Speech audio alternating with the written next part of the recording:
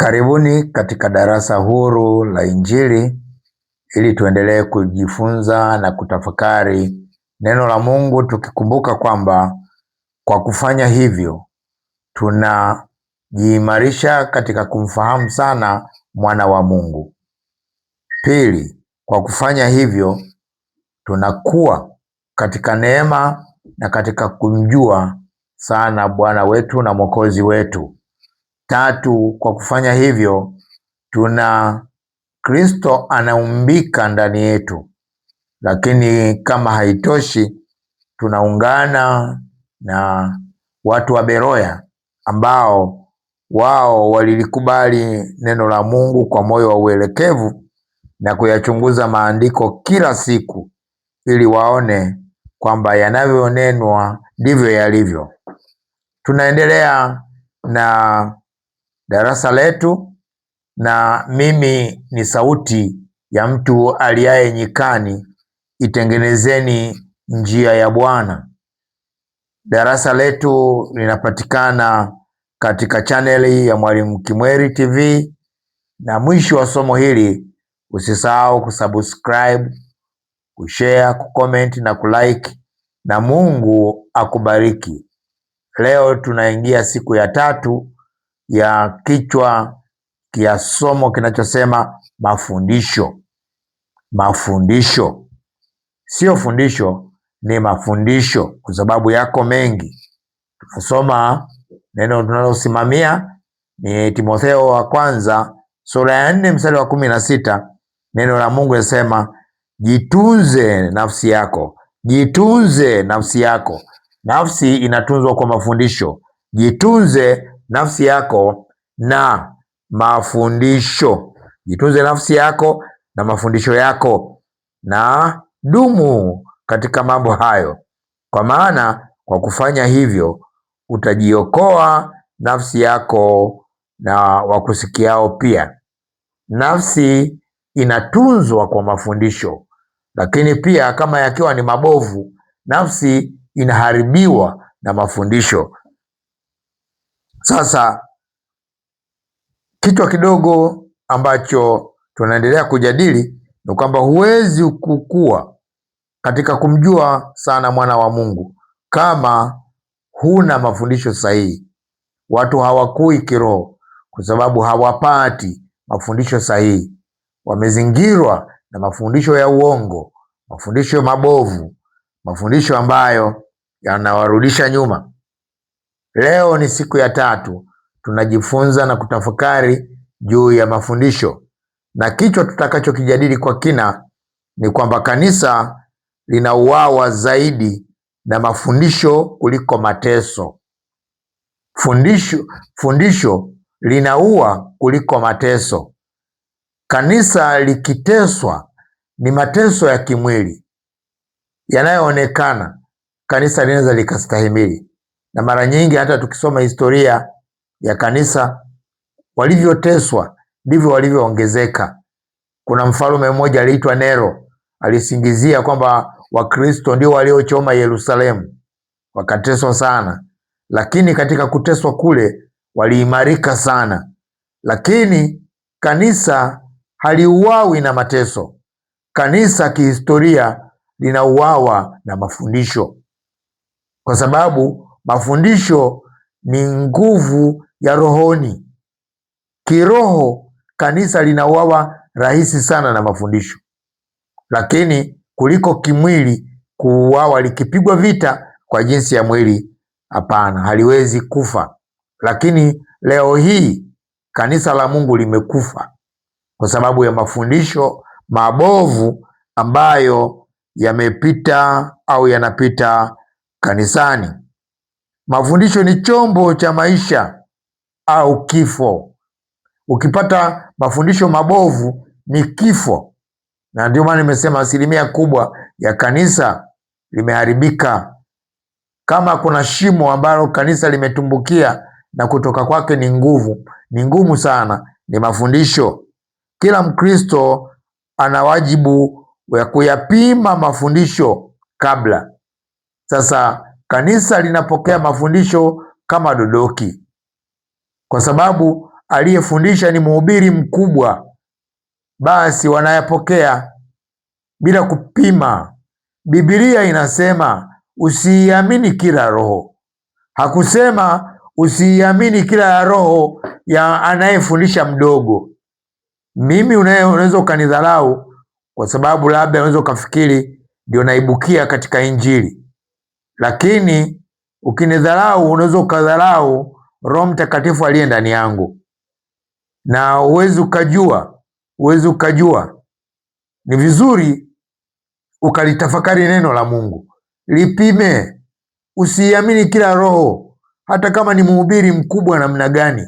Biblia sema usiamini kila roho. Kuiamini kila roho ni kosa. Kanisa limewaamini sana watumishi wakubwa bila kujua. Hata Musa alikuwa mhubiri mkubwa na alikosea, na Kanaani hakuingia, pamoja na ukubwa wake, pamoja na umaarufu wake, pamoja na jina lake. Unaweza ukawa mkubwa lakini una jina la kukataliwa, kwa sababu mkubwa ni mwanadamu pia.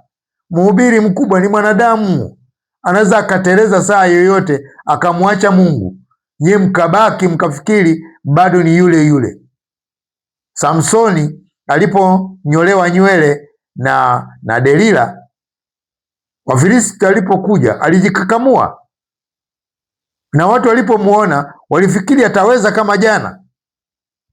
Kwa hiyo ukienda kwa historia kwa watumishi hawa wanadamu utapotea, kwa sababu tunaongozwa na Roho Mtakatifu, tunaongozwa na neno. Hatuongozwi na watu, hatuongozwi na manabii. Kama final bado ni Yesu, final bado ni neno, final bado ni Roho Mtakatifu. Biblia inasema kwamba katika nyaraka za Paulo, nyaraka ambazo zimezungumzia mafundisho sana ni waraka wa Timotheo. Nilikuwa nafuatilia neno mafundisho limetoja zaidi ya mara 8, zaidi ya mara 8.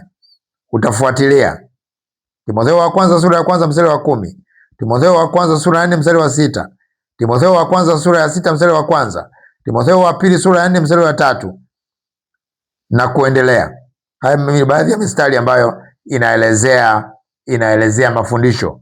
Sasa katika Biblia kuna mafundisho yaliyotajwa ndani ya Biblia ambayo yako ndani ya kanisa, mafundisho ya aina 3. Aina ya kwanza ya mafundisho yaliyotajwa kwenye Biblia ni mafundisho ya wanadamu. Biblia inaeleza kabisa kwamba kuna mafundisho ya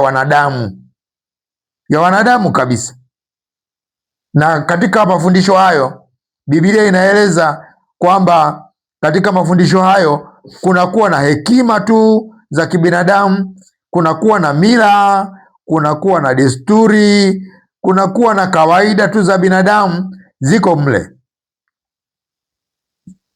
Kunakuwa na mafundisho tu ya kiakili, ya kifalsafa, ya kimila, uzoefu, mapokeo ya watu, hayana msingi wowote wa neno. Kwa mfano, tafsiri ya ndoto. Hili ni fundisho la kimila na limeota kwenye uchawi zaidi, lakini limeingia kwenye Biblia na watu wanalifafanua kwa kina, kwa kutoa mapovu kabisa, na watu wapo mafundi mabingwa na wanafungua hata YouTube na nini, kwamba eleza ndoto yako nikutafsirie. Huo ni uganga ulioingizwa kanisani. Nguvu ya mizimu, mafundisho ya nguvu za mizimu hayapo kwenye Biblia. Neno mizimu limeandikwa mara moja tu kwenye Biblia, kwamba malango ya kuzimu hayatalishinda kanisa, lakini mizimu kama mizimu haijatajwa. Hili ni fundisho la kimila limeingizwa kanisani, na mafundisho haya mara nyingi dalili yake yanamtia mtu hofu. Ukiyasikia tu ndani unajisikia hofu, badala ya kuwa na ujasiri wa kumwamini Yesu unaona kama hatoshi. Ukiona mafundisho ya namna hiyo ni mafundisho ya uongo. Haya ni ya kibinadamu. Fundisho la mzaliwa wa kwanza ni lango, ni fundisho la kibinadamu, wala halipo kwenye Biblia. Nguvu ya vifungo vya wahenga Hili ni fundisho la kibinadamu. Fahamu aina 99 za majini. Hili ni fundisho la kibinadamu kabisa, wala halihusiani aliko kwenye Biblia. Na au toa ili ubarikiwe, kanuni ya kibiashara ya kiroho, hii haiko kwenye Biblia. Sadaka maalum huvunja laana, hakuna. Hii ni kufuru kubwa, kwa sababu laana yetu sisi iliondolewa kwa damu ya Yesu. Natoa sadaka mimi ili iweje? Huo ni wizi. Hilo ni fundisho la kibinadamu, ni falsafa tu za kibinadamu. Sadaka maalum, sawa, nimeshaitaja. 8, asema usimkosoe mtumishi wa Mungu, usimkosoe wala kumpinga mtumishi wa Mungu. Haya, falsafa hizo. Ndoto zote zina ujumbe wa kiroho. Mtu anafundisha eti ndoto zote, hajui kwenye Biblia kuna aina 3 za ndoto. Biblia inataja aina 3 za ndoto. Ndoto za kibinadamu, Mhubiri sura ya 5 mstari wa 6. Kuna ndoto za shetani, kuna ndoto za Mungu. Kuna vikao vya mapepo maalum kwa kila tatizo. Unasikia vichwa vya habari vya mafundisho. Mwenye imani ya kweli haugui. Mtu anafundisha, anatoa povu kabisa, anafundisha kwamba mtu mwenye imani kamili haugui. Amesahau kuna mstari wa Timotheo wa pili sura ya 4 mstari wa 20. Amesahau kuna Wakorinto wa pili sura ya 12 mstari wa 7. Paulo alikuwa na mwiba. Amesahau Ayubu, amesahau kabisa. 12, kuna maneno maalum ya kutamka yanayoleta mafanikio. Mtu anafundisha kwamba ukitamka maneno haya vizuri, mafanikio yanakujia. Huu ni uchawi. Hayo ni mafundisho ambayo yameingia, na hayo ni mafundisho ya kawaida kabisa ya kibinadamu. Anasema ukishindwa, kuna sababu ya kiroho kila mara, kila unaposhindwa. Sasa hayo ni mafundisho, hiyo ni falsafa. Haya maneno au hivi vichwa vya mafundisho havina msingi wa kibiblia, havina, ila ni falsafa za wanadamu. Mafundisho ya aina ya pili ni mafundisho ya mashetani au mafundisho ya uongo. Timotheo wa kwanza sura ya 4 mstari wa 1 asema, basi Roho anena waziwazi ya kwamba nyakati za mwisho wengine watajitenga na imani, wakisikiliza roho zidanganyazo na mafundisho ya mashetani mashetani. Haya ni mafundisho yanayotoka katika roho chafu, roho za kuzimu. Hujifanya kama malaika wa nuru, hutumia Biblia vibaya au kwa hila. Na haya mafundisho ya shetani tutaona muda sio mrefu. Sifa yake yanakwenda kinyume na neno la Mungu. Ndio maana ni vizuri kusoma neno la Mungu ili uweze kubaini kila shetani anapokuletea mafundisho ya uongo, uweze kubaini. Lakini kwa sababu watu hawasomi neno la Mungu, hawaishi neno la Mungu, Ukristo wao unayumbishwa. Ndio maana watu wanayumbishwa huku na kule na huku, kwa ndoto na nini, maono, unabii wa uongo, hofu, tamaa na kadhalika. Mafundisho ya aina ya 3 ni mafundisho ya kweli. Haya tutayapatia muda, tutakuja kujifunza kuona haya mafundisho ya kweli. Mafundisho ya kweli ni mafundisho ya Yesu, sio ya Musa. Mafundisho ya kweli ambayo tunatakiwa kuyaishi ni mafundisho ya Yesu. Biblia inasema katika Yohana sura ya 7 mstari wa 16, anasema hivi, basi Yesu akawajibu akasema, mafundisho yangu sio yangu mimi, ila ni yake yeye aliyenipeleka, aliyenituma. Mafundisho yangu. Musa ana mafundisho yake, Yesu ana mafundisho yake. Musa ana amri zake, Yesu ana amri zake. Tusichanganye, tutachanganyikiwa.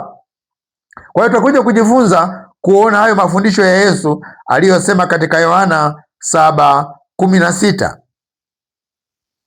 Sasa Nikupe kitu kingine ambacho tutajadili kwa muda kidogo.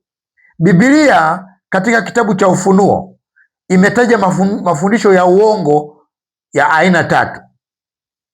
Biblia katika kitabu cha Ufunuo sura ya 2 peke yake imetaja mafundisho ya uongo ya aina tatu.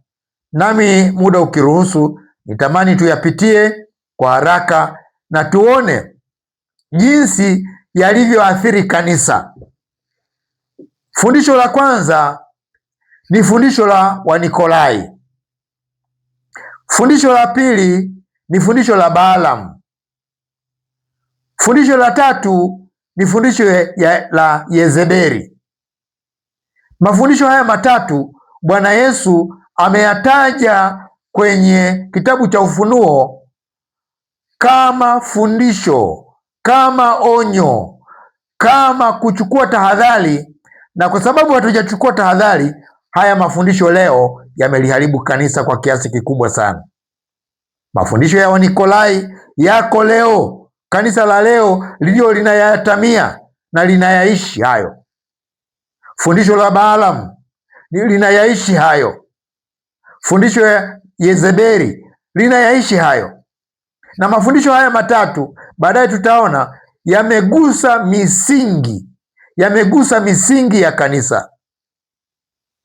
Fundisho kwa mfano la Wanikolai limegusa msingi wa uongozi wa kanisa, tutaona. Lakini fundisho la Balaam limegusa maadili. Watumishi wa Mungu wanafanya kazi kutafuta pesa. Tutajifunza habari za Balaam. Lakini kanisa la Yezebeli sio kanisa la Yezebeli, ila ilikuwa na maana kwamba mafundisho ya Yezebeli yanagusa ukweli, yamegusa msingi wa ukweli, kwa sababu Yezebeli alikuwa nabii wa uongo, alijiita, na hivyo alichanganya kanisa na ukahaba na uchawi na nini, tutaona. Hebu tuanze fundisho la kwanza, fundisho la Wanikolai. Wanikolai hawa ni kundi ambalo linatajwa mara mbili katika Biblia. Katika Ufunuo sura ya 2 mstari wa 6 neno linasema hivi: lakini unalo neno hili ya kwamba wayachukia matendo ya Wanikolai, ambayo na mimi nawachukia. Bwana Yesu alikuwa yuko wazi kabisa kwamba Wanikolai unawachukia wewe, kanisa la Efeso. Alikuwa analisifia kanisa la Efeso kwamba analichukia. Lile kanisa lilikuwa linalichukia mafundisho hawa watu wa Nikolai, hili kundi la Wanikolai walikuwa wanawachukia. Yesu anasema kabisa, na mimi nawachukia. Ufunuo sura ya 2 mstari wa 15 anasema, vivyo hivyo wewe nawe unao watu washikao mafundisho ya Wanikolai vile vile. Unao watu washikao. Huyu ni Pergamo, katika kanisa la Pergamo. Ufunuo sura ya 2 mstari wa 15 anawaambia unao watu washikao mafundisho ya Wanikolai. Lakini pale juu katika kanisa la Efeso alisema kwamba wewe Efeso, hao hilo kundi la Wanikolai unawachukia, na mimi pia nawachukia. Sasa kumbe Yesu alikuwa anawachukia Wanikolai kwa sababu ya mafundisho yao. Sasa tuone mafundisho yao yalihusu nini? Mafundisho yao yalihusu nini? Mafundisho yao alifanya mchanganyiko wa uongo wa kiroho. Ulihalalisha dhambi na mamlaka potofu ya viongozi. Wanikolai katika mafundisho yao walishambulia mfumo wa uongozi,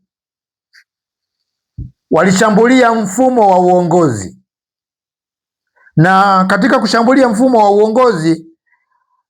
uongozi ukaleta vitu ambavyo baada ya viongozi kushambuliwa kiroho na kuona neema ya Mungu ni kawaida, wakapitiliza katika neema ya Mungu, wakaona kwamba mwili hauna umuhimu kiroho, kwamba mwili uko kivyake na roho iko kivyake. Kwa hiyo unaweza ukatenda dhambi kimwili, roho yako, imani yako isiteteleke. Neema ya Mungu ikalinda roho. Waliona kwamba neema ya Mungu inalinda roho tu kuwa takatifu, lakini mwili, kwa sababu unaenda mavumbini, hata kama ukitenda dhambi hauna shida. Na Wakristo kwa hiyo wanaweza wakaishi katika dhambi mradi roho yao iko sawa. Ulikuwa ni uongo mkubwa sana, yalikuwa ni mafundisho mabaya sana, na ndio maana Yesu katika Ufunuo asema nawachukia Wanikolai. Kwenye kanisa la Pergamo asema hawa watu unao kwenye kanisa lako, unao watu ambao wao wanaikuza neema ya Mungu, kwamba hata kama wakitenda dhambi kwa jinsi ya mwili, roho zao ziko salama. Haya ni mafundisho ya Wanikolai, lakini Paulo aliliona hili, akaandika katika Warumi sura ya 6 mstari wa 1 na wa 2, akasema tuseme nini basi? Tudumu katika dhambi ili neema izidi kuwa nyingi? Mstari wa 2 Paulo anakataa, anasema asha, sisi tulioifia dhambi tutaishije tena katika dhambi? Paulo alikataa, lakini Wanikolai walikuwa wanasema mwili hauna mahusiano na roho. Walikuwa wanafundisha wale viongozi kwamba unaweza ukatenda dhambi mwilini, lakini roho bado ikawa iko sawa. Haya yalikuwa ni mafundisho ya Wanikolai.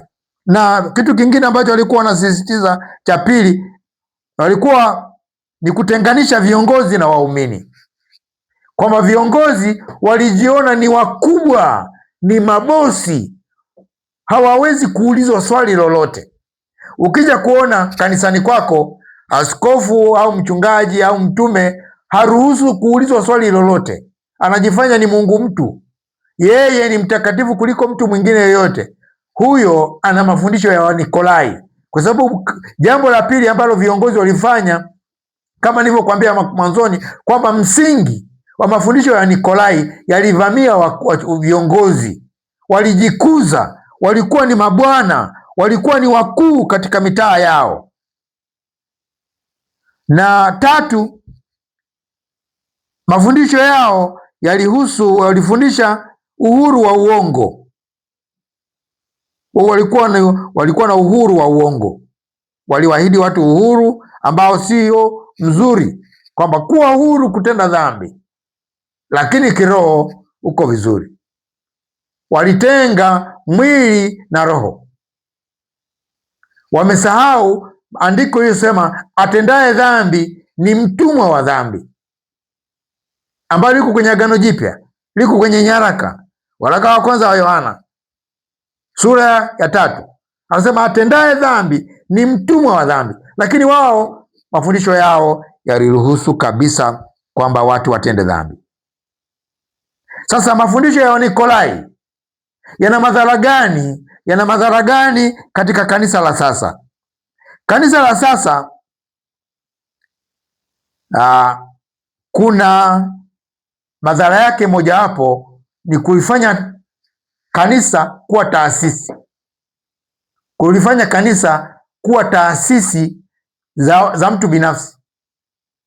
Ni ukweli usiopingika, makanisa sasa hivi sio mwili wa Kristo tena. Mafundisho ya Nikolai yamewapandisha sana viongozi wa kanisa, wamekuwa miungu watu, wamekuwa, na sio wote, lakini baadhi ya taasisi madhehebu, sio mwili wa Kristo tena, lakini ni taasisi binafsi za watu. Watu wanapata maslahi binafsi kupitia sadaka, wanapata utajiri mkubwa sana. Sigombani nao, lakini lengo la kanisa, Mungu Bwana Yesu alilileta liwe ni mwili wake, ni bibi harusi, liandaliwe kwa ajili ya unyakuo, kwa ajili ya maisha yajayo. Lakini sasa hivi kanisa au taasisi hizi zimekuwa ni taasisi za watu binafsi, zinamilikiwa. Huo ndio tunauita kwamba ni mafundisho ya Wanikolai yanatufikisha hapo. Mathayo 20:25 anasema, lakini Yesu akawaita akasema, mwajua ya kuwa wakuu wa mataifa huwatawala kwa nguvu, na wakubwa wao huwatumikisha, lakini haitakuwa hivi kwenu. Kila mtu yeyote anayetaka kuwa mkubwa kwenu na awe mtumishi wenu, na mtu yeyote atakayekuwa wa kwanza kwenu na awe mtumwa wenu. Na kama vile mwana wa Adamu asivyokuja kutumikiwa, bali kutumika na kutoa nafsi yake kuwa fidia ya wengi. Yesu alisema wazi kabisa kwamba hawa viongozi walitakiwa wawe watumwa wetu, sisi tuwe juu, wawe juu, wawe chini. Lakini Unikolai, mafundisho ya Unikolai yamewapandisha juu, wako juu sana, mpaka wamechukua nafasi ya Yesu, mpaka wamechukua nafasi ya Roho Mtakatifu. Kanisa au madhehebu baadhi yamekuwa mali ya watu binafsi, wanapata pesa nyingi, mshahara mkubwa na kadhalika. Lakini Yesu alikataa. Soma vizuri ile andiko, Petro wa kwanza sura ya 5 mstari wa 2, asema lichungeni kundi la Mungu lililo kwenu na kulilisha, si kwa kulazimishwa, bali kwa hiari, kama Mungu atakavyo, si kwa kutaka fedha za aibu, bali kwa moyo, wala si kwa kujifanya mabwana juu ya mitaa yao, bali kwa kujifanya vielelezo kwa lile kundi. Viongozi hawa ni wachache sana katika kanisa, wanaojifanya ni vielelezo, wanaojifanya vielelezo katika kundi, wanaolilisha kundi la Bwana, wanaowatanguliza kondoo wao wafuate nyuma, ni wachache sana. Wengi wanataka pesa za aibu, wengine wanatumia hata uchawi kupata madaraka na vyeo ili kuweza kuongoza kanisa kwa ajili ya pesa na uchu wa madaraka na uchu wa fedha. Mungu atusaidie. Matendo ya Mitume sura ya 20 mstari wa 28 niwakumbushe. Biblia inasema, jitunzeni nafsi zenu na lile kundi lote nalo ambalo Roho Mtakatifu amewaweka ninyi kuwa waangalizi ndani yake, mpate kulilisha kanisa lake Mungu alilolinunua kwa damu yake mwenyewe. Sasa madhara ya mafundisho ya Nikolai ni makubwa, ni mengi sana. Mungu akitupa nafasi tutakuja kujifunza tena, lakini iwe chachu, hebu endelea kama assignment, hebu endelea kufuatilia mafundisho ya Nikolai na uyafuatilie katika uhalisi. Naomba niende fundisho la pili kutokana na muda. Mafundisho ya Balaamu. Mafundisho ya Balaamu yamesemwa pia katika Agano Jipya, pamoja na kwamba habari za Balaamu ziko katika Agano la Kale, lakini katika Ufunuo tutasoma. Tuanze Hesabu sura 22 mstari wa 5, tutaona habari za Balaamu zinatajwa. Anasema, basi akatuma wajumbe kwa Balaamu mwana wa Beori hata Pethori ulio kando ya mto, mpaka nchi ya wana wa watu wake, kwenda kumwita akisema, tazama, kuna watu waliotoka Misri, tazama na ufunika uso wa nchi, wanaufunika uso wa nchi, tena wanakaa kunikabili mimi. Haya ni maneno ambayo Balaki anamwambia nabii Balaam. Balaam alikuwa ni nabii wa kipagani, hakuwa Myahudi. Alikaa katika eneo linaloitwa Pethori karibu na mto wa Frati. Sasa wakati Wanaisraeli wanatoka Kanani, wanatoka Misri kwenda Kanani, wakapita katika eneo lake. Sasa anajua nguvu ya laana ambayo iko katika Agano la Kale zaidi. Agano Jipya tulishakombolewa. Akasema, wewe nabii, iko pesa hapa, njoo unilaanie hawa watu. Na akasema, ngoja nimuulize Mungu nione ataniambia nini. Na Mungu akampa maelekezo, lakini kwa kupenda pesa yule nabii bado aliendelea kung'ang'ana. Hesabu 22:17, maana nitakufanyia heshima nyingi sana, na neno lolote utakaloniambia nitalitenda. Basi njoo na kusihi unilaanie watu hawa. Kwa hiyo bado Balaki aliendelea kumbembeleza kwa kumwahidi vitu vikubwa, heshima, pesa na kadhalika, swala ambalo katika kanisa la leo lipo. Watu wanaomtumikia Mungu kwa ajili ya masilahi yao, kwa ajili ya tumbo, kwa ajili ya kupata faida, kwa ajili ya kujinufaisha, wanatoa sadaka nyingine ambazo hazipo ili kuwaibia tu Wakristo. Mtu anadai katika Agano Jipya sadaka ya ukombozi. Wewe, sadaka ya ukombozi aliyotoa Yesu umeenda wapi? Toa ili ubarikiwe, inatoka wapi? Toa sadaka ya ulinzi kwa ajili ya watoto wako, toa kwa ajili ya, yaani hicho kitu hakipo. Hilo ni Agano la Kale, halituhusu. Lakini Wakristo wanaibiwa kwa ajili ya mafundisho haya ya Balaam. Roho ya Balaam inafanya kazi hadi sasa. Mafundisho ya Balaam yalihusu nini? Ufunuo sura ya 2 mstari wa 14, neno linasema hivi: wakiiacha njia iliyonyooka wakapotea, wakifuata njia ya Balaam mwana wa Beori aliyependa ujira wa udhalimu. Sasa inatufundisha nini? Mafundisho gani ambayo Balaam aliyatoa? Alifundisha njia ya kuangusha watu wa Mungu kwa nje. Kwa ndani alishindwa, lakini kwa jinsi ya nje Mungu alikataa. Kwa jinsi ya ndani, kwa nguvu za ndani, akatumia nguvu za nje kuwalaani au kwa mapato ambayo hayakuwa ni haki yake. Lakini jambo la pili ni kuchanganya ibada na miungu na dhambi. Mafundisho yake yanachanganya ibada ya Mungu na dhambi, jambo ambalo pia lipo sana katika ibada nyingi. Watu wanachanganya kwa mafundisho hayo kwamba toa ili Mungu akubariki. Yaani Mungu, baraka za Mungu imefika mahali tunanunua. Mtu anasema kwa buku hii ninayotoa, Mungu linda watoto wangu.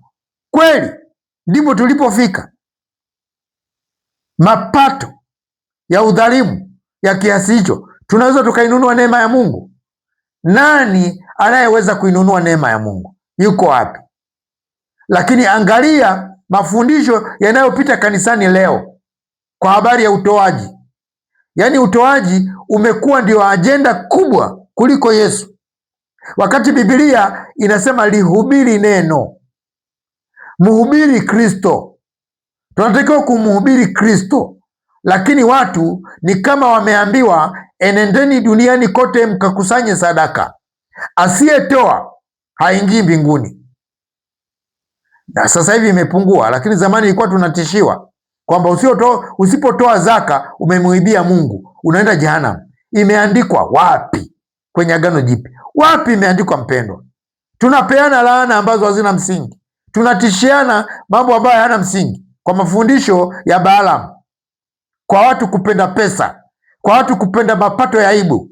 Na sasa kwa watu kupenda pesa, injili ya kweli haihubiriwi kwa sababu mbili. Kwa sababu ya kwanza, ili watu wapate kipato, wanunue magari mazuri, wajenge majumba mazuri kupitia hizo sadaka, kwa kuwatishia watu. Lakini pili, wanaogopa kuwakimiza Wakristo. Wakristo nao wana mafundisho wanayachagua. Ukikomalia fundisho fulani, kama halipendi, kesho haji kanisani. Asipokuja kanisani, sadaka zinapungua. Sasa ili watumishi angalau waweze kupata riziki, wanalegeza kidogo, wanaligoshi neno, wanafundisha chini ya kiwango, ili Mkristo huyo kesho aje kwa ajili ya sadaka. Potelea mbali Wakristo wasije, lakini hubiri kweli. Potelea mbali uwe na Wakristo wawili, lakini unaihubiri kweli, unaisema kweli, na baada ya maisha haya watakwenda mbinguni. Biblia inasema, itamfaidia nini mtu kupata ulimwengu huu, lakini akapata hasara ya nafsi yake? Nafsi yako ina thamani kuliko mamilioni ya pesa, kuliko magari yote. Upewe magari yote duniani uambiwe ni ya kwake, upewe majumba yote duniani uambiwe ni ya kwako, itakufaidia nini? Baada ya hapo unaenda jehanamu. Haitakusaidia. Mafundisho ya Balaamu yamekuza kipato kuliko injili ya kweli. Na injili nyingi katika makanisa au katika taasisi nyingi au katika madhehebu mengi, viwango vimeshuka. Watu wanaogopa kupoteza waumini, kutangaza fedha kuliko kweli. Watu wanatangaza fedha kuliko kweli. Balaamu aliijua kweli, lakini alipoahidiwa baraka mbalimbali, fedha, akabadilisha. Alihubiri kile ambacho kinampendeza msikilizaji. Maana Mungu alipomwambia usiende kulaani, huwezi ukalaani aliyebarikiwa, alivyoenda kwa Balaki kumweleza ijibu, hapana, akasema basi naongeza dau, akasema basi ngoja nirudi tena kwa Mungu. Kwa hiyo maana yake nini? Alijua kweli na Mungu alimwambia kweli, lakini hakutosheka. Alitamani fedha zaidi kuliko ufalme wa Mungu. Alitamani fedha zaidi kuliko kweli ya Mungu. Kweli inafukiwa sasa siku hizi kwa ajili ya kipato, kwa ajili ya pato la aibu. Mtumishi wa Mungu, nakupa shauri, potelea mbali, upige vilaka, usipate pesa, uishi maisha ya shida, lakini usimame katika kweli. Hubiri kweli, fundisha kweli. Acha kufundisha Torati, acha kufundisha masheria, fundisha Injili. Muinue Kristo, kwa sababu Torati inamuinua Musa. Wakati wetu tunatakiwa kuhubiri kweli, tumuinue Kristo ambaye ndio asili ya Ukristo wetu. Ukristo wetu haujaundwa, haujaota katika agano lile, kwa sababu agano la kale ndio lenye pesa. Ukimchimba mtu mkwara ataogopa, atatoa tu. Ukimwambia ndugu yangu, hujatoa zaka, ndio maana unapata hiyo mikosi. Aliyekwambia nani? Soma neno, fuatilia kama watu wa Beroya. Tumtafute Kristo kwa nguvu zetu zote. Mafundisho haya ya Balaamu yana madhara gani kanisani? Dhara la kwanza, kanisa linaangushwa kwa nje. Pili, kanisa kuingiza uasherati wa kiroho na wa kimwili. Tatu, kanisa kuuza kweli kwa faida. Kanisa linauza kweli kwa faida. Nne, kanisa kuwa na mafundisho mchanganyiko. Kanisa linamchanganya Yesu na mila. Kanisa linamchanganya Yesu, neema na Torati. Kanisa linachanganya neema na uchawi. Kanisa linachanganya Biblia na ndoto. za uongo. Nilienda kwenye fellowship moja, nikakuta watu wazima kabisa wanasimuliana ndoto, na mimi nimeota, kama vile imeandikwa kwamba tutaongozwa kwa ndoto. Wapendwa, kanisa haliongozi kwa ndoto wala maono. Biblia inasema kwamba tunaongozwa na neno la Mungu na Roho Mtakatifu. Biblia katika Warumi sura ya 8 anasema wote wanaoongozwa na Roho Mtakatifu hao ndio wana wa Mungu. Ndio maana ni wachache, lakini watu wazima kanisani, kwenye fellowship, kwa wapendwa, wanasimuliana ndoto. Hata na mimi mtumishi nimeota hivi, na mimi nimeota hivi, na mtafsiri yuko katikati. Ukiona hivyo umefanya hivi, kama umeng'atwa na nyoka kwenye ndoto umefanya hivi. Kweli mafundisho mchanganyiko. Naomba niseme hivi, Balaam hakuwaua watu wa Mungu kwa upanga, bali aliwaua kwa mafundisho. Wanikolai waliwaua kwa mafundisho. Yezebeli tutakayemuona anaua kwa mafundisho. Kanisa limeuawa kwa sehemu kubwa na mafundisho. Kwa wale wazee kama mimi, wanajua uamsho wa Afrika Mashariki ulipoingia, na sasa kanisa la wakati ule ni tofauti kabisa na kanisa la sasa. Hapo hamwezi kunipiga mawe, lakini kanisa aliloliacha Paulo ni tofauti na kanisa la sasa. Kanisa aliloliacha Martin Luther ni tofauti na kanisa la sasa. Mimi nakwambia, Martin Luther akifufuka sasa akaliona kanisa la sasa, atakufa tena. Kwa sababu gani? Kwa sababu ni tofauti, ni tofauti, ni tofauti. Kuna sera nyingine, kuna itikadi nyingine, watu wameboresha, watu wamejiongeza, kanisa limekuwa tofauti. Kama unabisha, angalia hata kiwango cha watumishi wa Mungu waliopo sasa hivi kutembelea Wakristo, kuona wanavyoendelea kiroho. Kama wanakwenda majumbani kwenu, wanakuja majumbani kwenu, wanakuja kuwaombea. Sana sana wanaweza wakatembelea wale wenye pesa. Kama huna pesa kama mimi, pole sana.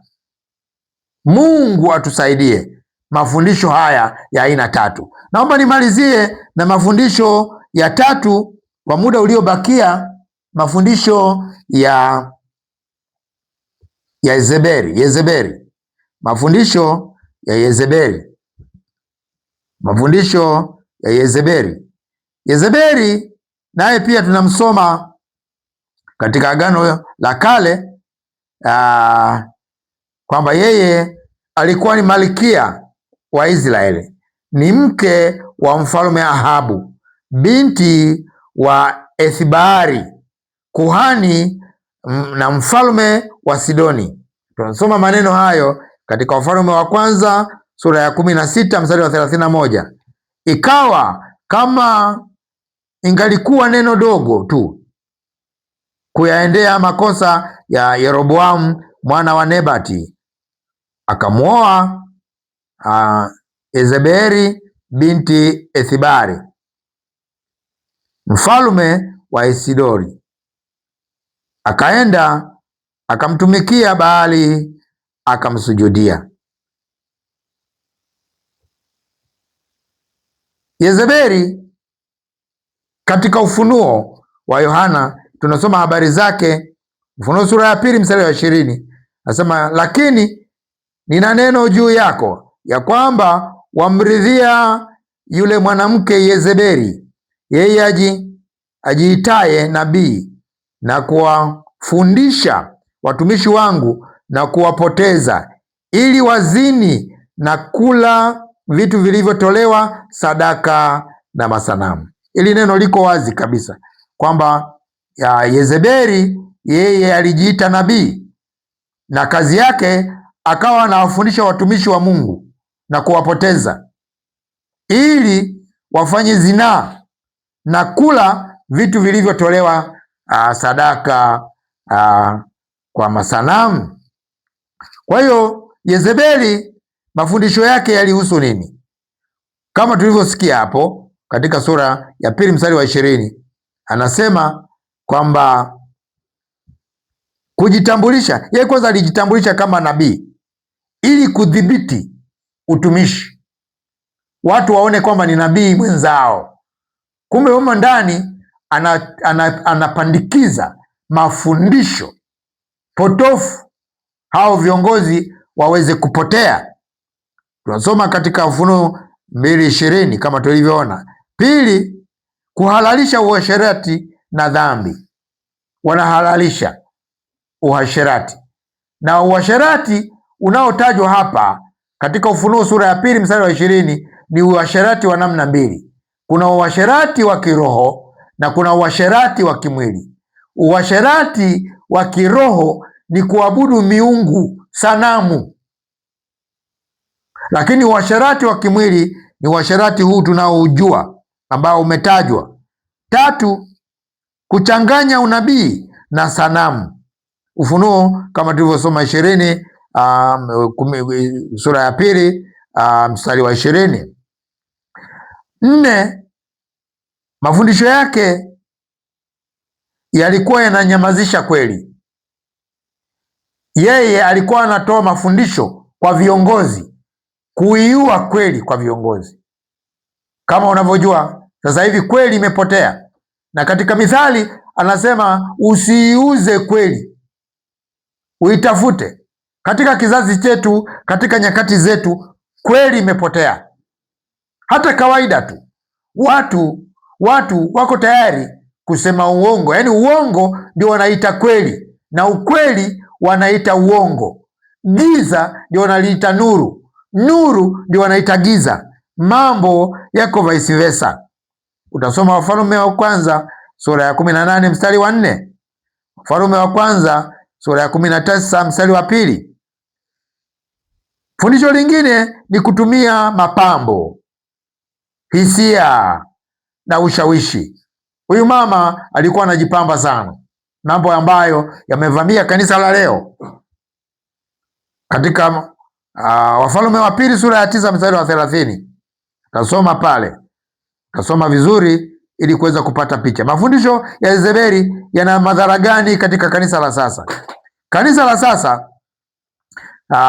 limepata madhara kwa kuingia chini ya udhibiti wa kiunabii bandia. Tunao manabii bandia ambao wanapoteza wengi. Pili, uasherati kuitwa neema. Watu wanafanya uasherati lakini wanasema hiyo ni neema. Biblia ilituonya katika Isaya sura ya 5 mstari wa 20. Isaya sura ya 5 mstari wa 20 nasema, ole wao wasemao kwamba uovu ni wema na kwamba wema ni uovu, watiao giza katika badala ya nuru, watiao giza badala ya nuru na nuru badala ya giza, watiao uchungu badala ya utamu na utamu badala ya uchungu. Biblia inasema ole wao, jambo baya wanapoliita ni jema. Mtu anafanya uasherati, anaendelea kumtumikia Mungu, anasema huu ndio udhaifu wangu, mniombee. Hatukuombei, tubu. Unapoteza kanisa la Mungu. Na Biblia inasema ole wao ambao uovu wanauita ni wema, uasherati wanaita ni neema, kwamba mimi nafanya uasherati kwa sababu neema ipo. Sasa itafanya kazi gani? Neema itafanya kazi gani? Huo ni upotofu, huo ni uongo, huo ni uovu, ni kinyume cha maandiko na neno la Mungu. Mungu atusaidie. Mafundisho haya yapo, ndiyo maana yametamkwa katika katika Agano Jipya, yametamkwa, pamoja na kwamba Balaam ni wa Agano la Kale, lakini mafundisho yake, chachu yake inaonekana katika kanisa leo. Chachu ya Yezebeli ni wa Agano la Kale, lakini chachu yake inaonekana katika kanisa la leo. Kanisa kupoteza sauti ya kinabii ya kweli. Unabii wa kweli unapotea. Hata ukiwepo, watu hawauamini kwa sababu wamezoea kupewa unabii wa uongo. Kwa hiyo wanashindwa kutofautisha unabii wa kweli ni upi na unabii wa uongo ni upi.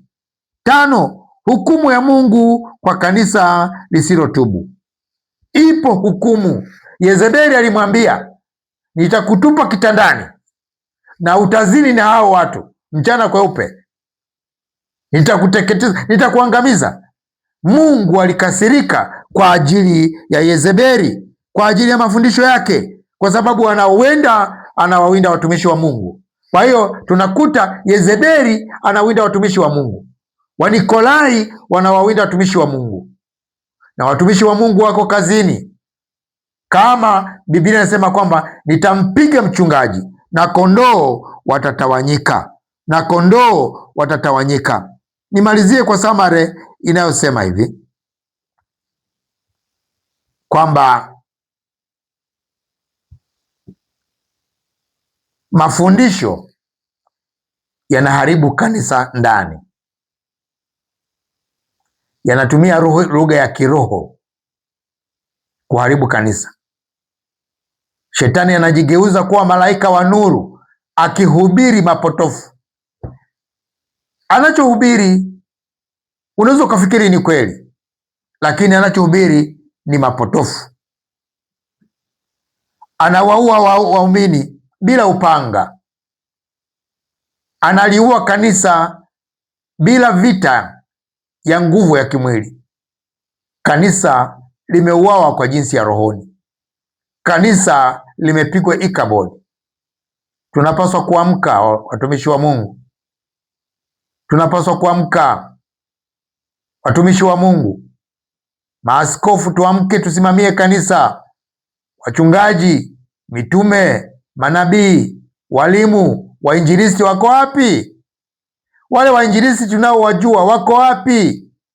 Wale walimu wanaohubiri kweli wako wapi? Acha wale wanaohubiri Torati, achana nao. Hao ni miongoni mwa watu wanaotupotosha. Lakini wachungaji wako wapi? Manabii mko wapi?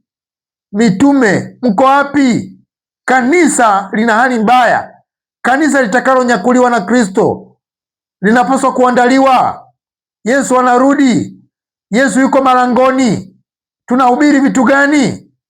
Watu wamjue Yesu, wasimjue Musa. Musa mwenyewe alikataa. Katika Kumbukumbu la Torati sura ya 18 mstari wa 15, Musa alikataa, na tunaona hata Paulo alinukuu katika Matendo ya Mitume sura ya 3 mstari wa 19 na kuendelea, alikataa. Stefano alinukuu katika Matendo ya Mitume sura ya 7 mstari wa 47, alikataa. Tunahubiri vitu gani?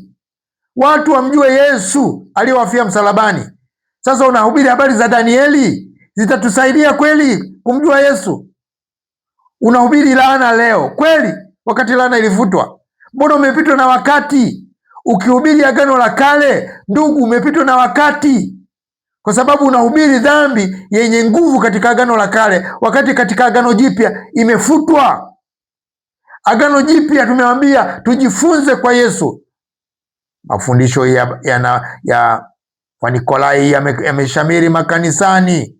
Tubadilike, tuyatambue, tuyaache, tuyaepuke. Mafundisho ya Balaam ya kupenda mapato ya aibu yamejaa kanisani. Mungu atusaidie, tutubu, tugeuke, potelea mbali, tuwe maskini, lakini tumesimamia kweli ya Mungu. Mafundisho ya Yezebeli ya kuchanganya uasherati. Uasherati umeshamiri mpaka watu wanaona ni kawaida tu. Kwenye kwaya uasherati umeshamiri, wanaimba tu, hawana shida. Lakini uasherati umeshamiri kwenye kwaya, uasherati umeshamiri kwa watumishi tunaowategemea, mpaka watu wanaona ni kawaida, wanaona ni kawaida. Uasherati sio kawaida. Uasherati ni uovu, ni uasi, ni dhambi kama dhambi nyingine. Ni lazima tutubu. Usiseme kwamba huu ni udhaifu wangu. Mimi ni sauti ya mtu ni sauti aliaye, ni sauti ya mtu apigaye kelele njia nyikani. Itengenezeni njia ya Bwana,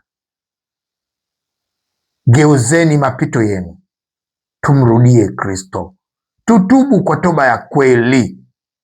Hivi kuna faida gani kuwa na Ukristo wa usanii, haukafika mbele za Mungu haangalii usanii wako?